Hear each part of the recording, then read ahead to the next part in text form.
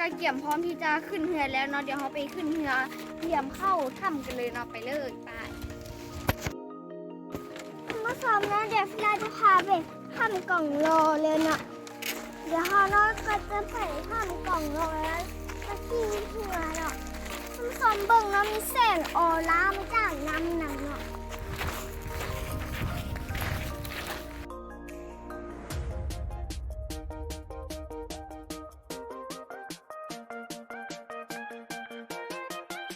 โอเคเนาะทุกคนตอนนี้กำลังจะเข้าไปในถ้ำเนาะกำลังย่างเนาะรับเปลี่ยนเกือบแล้วท่านผู้ชมเนาะเขาเกือบแตะเนาะเพราะว่ามันเป็นแบบถ้ำเป็นน้ำเนาะเราจะลืมนะโอ้ยนี่คือสวย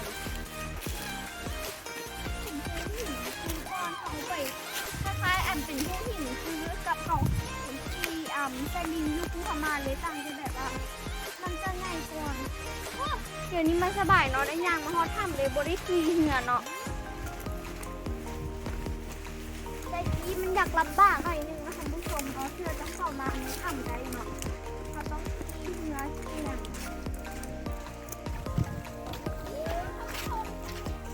เกี่ยวใส่ขนาดโอ้โหเนาะตอนนี้เนาะได้การมาได้ฮอดแถวก้อนพุดสะพานแล้วเนาะเห็นป่าหลากหลายเลยเนาะน้ำก็จะมีความแบบว่าเขียวๆใสๆเนาะ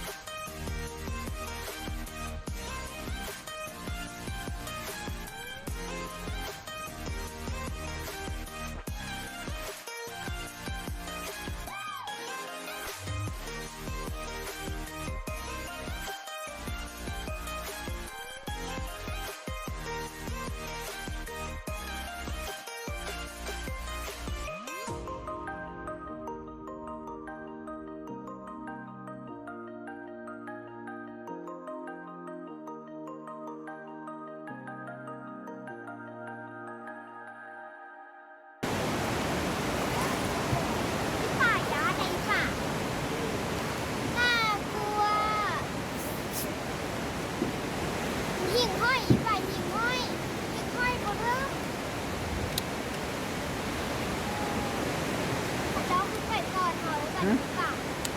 น้องไปกองเขากันไปกันเรามาทำแบบนี้เป็นครั้งแรกเลยรู้สึกแบบว่าเงื่อมเอียงยังไงอย่างนั้นแหละ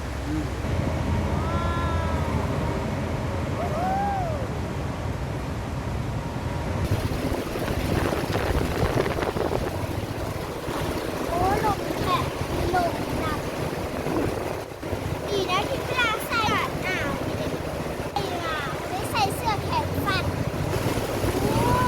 ตอนครั้งแรกก็คิดว่ามันจะงามขนาด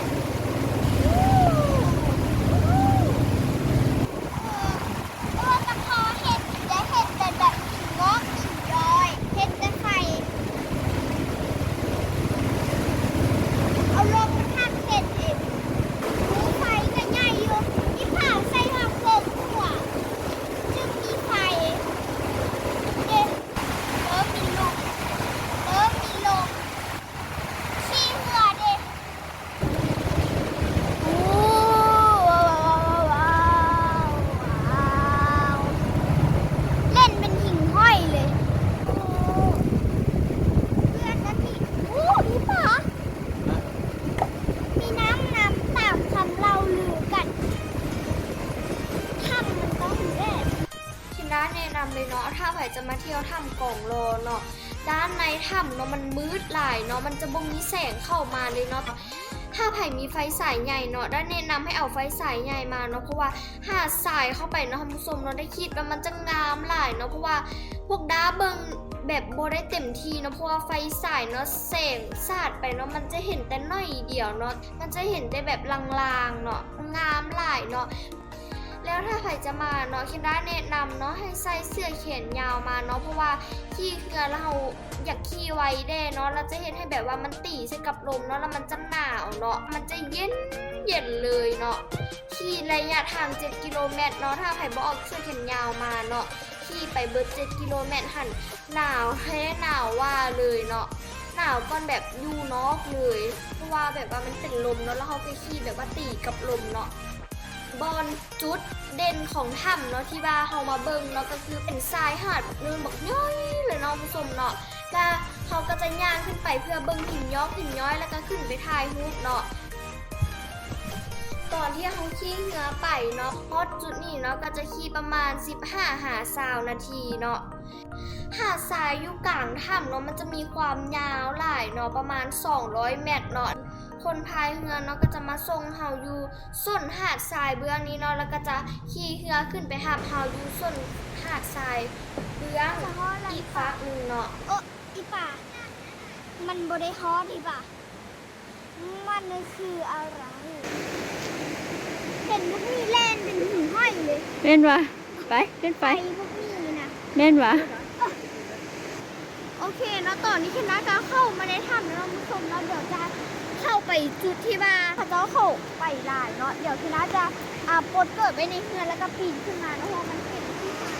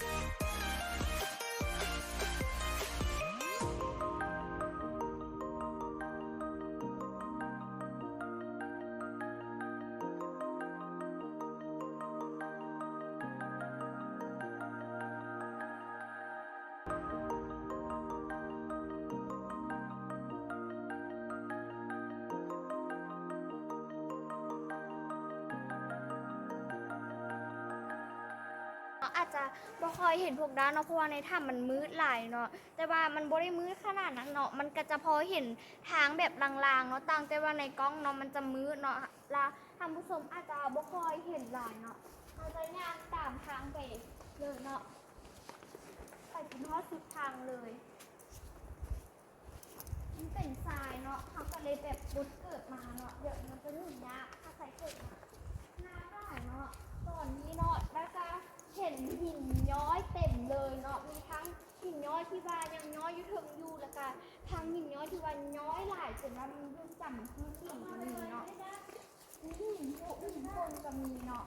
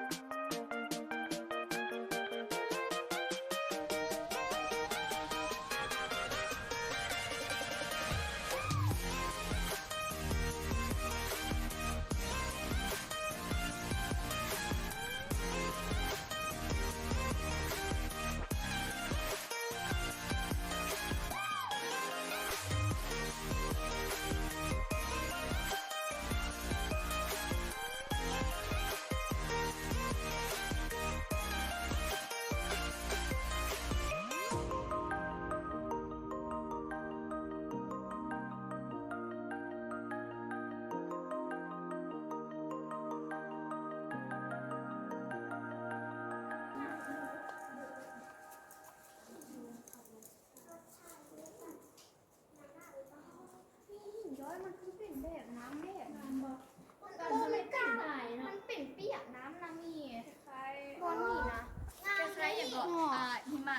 มันแข็ง เบิ่ง นะ กล้องอีกป่ะ ก็หินย้อย งามบัดกล้องนะ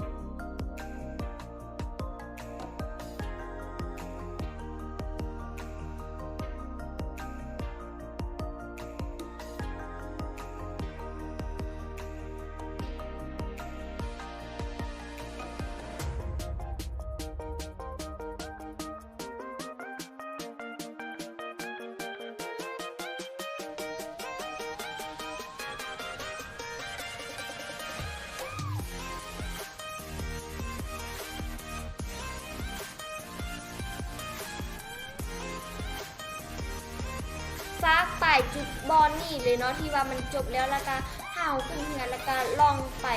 ออกนอกถ้ำเลย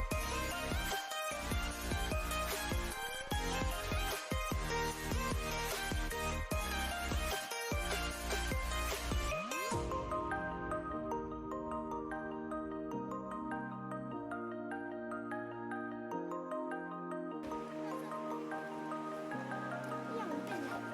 อย่างอีป่า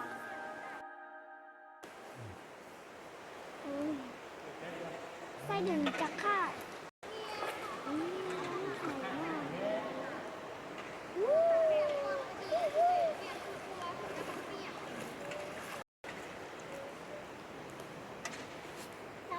สะอาด อืม คือน้ำใสอีป่าน้ำใสอยู่ใกล้ๆนะแต่จริงเมื่อไหร่สมองเครื่องเสียไหลขี้เร็วหล่นไปนู่นละ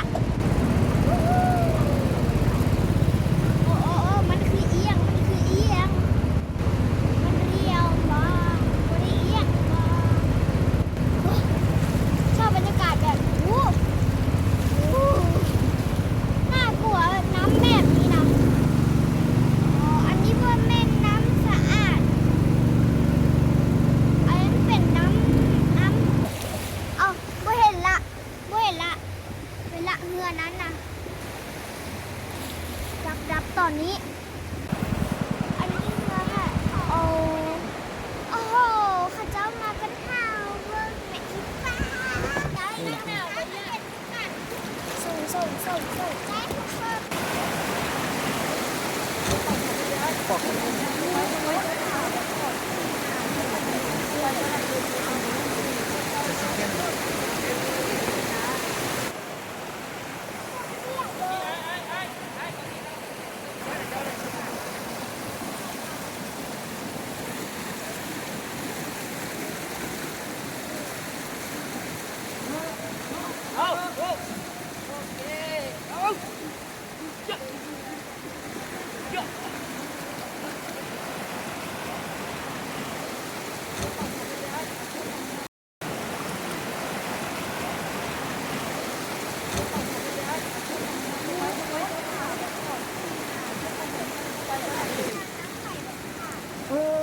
บ่ไป